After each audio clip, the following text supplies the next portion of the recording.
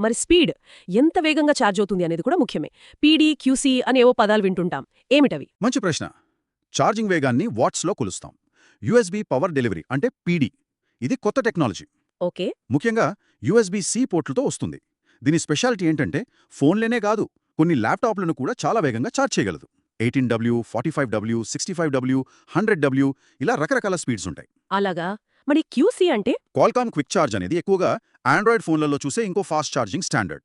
ఇక్కడ ఒక ముఖ్యమైన విషయం ఉంది.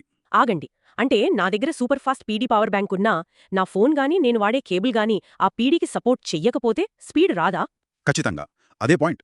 ఫాస్ట్ ఛార్జింగ్ కావాలంటే 3 పవర్ బ్యాంక్, మీరు వాడే కేబుల్, ఛార్జ్ చేస్తున్న డివైస్ అన్నీ ఒకే ఫాస్ట్ ఛార్జింగ్ స్టాండర్డ్కి, అది పీడీ కావచ్చు, క్యూసీ కావచ్చు, సపోర్ట్ చేయాలి. ఓ. ఒక్కటి మిస్ అయినా మీకు నార్మల్ స్పీడే వస్తుంది. అంత డబ్బు పెట్టి ఫాస్ట్ ఛార్జింగ్ పవర్ బ్యాంక్ కొని లాభం ఉండదు. అర్థమైంది. కంపాటబిలిటీ చెక్ చేసుకోవడం చాలా ముఖ్యమన్నమాట. ముఖ్యంగా ఆ కేబుల్ కూడా. అవును. యూఎస్బీ-C పోర్ట్స్ ఉన్న పవర్ బ్యాంక్ తీసుకోవడం ఫ్యూచర్కి మంచిది. సరే.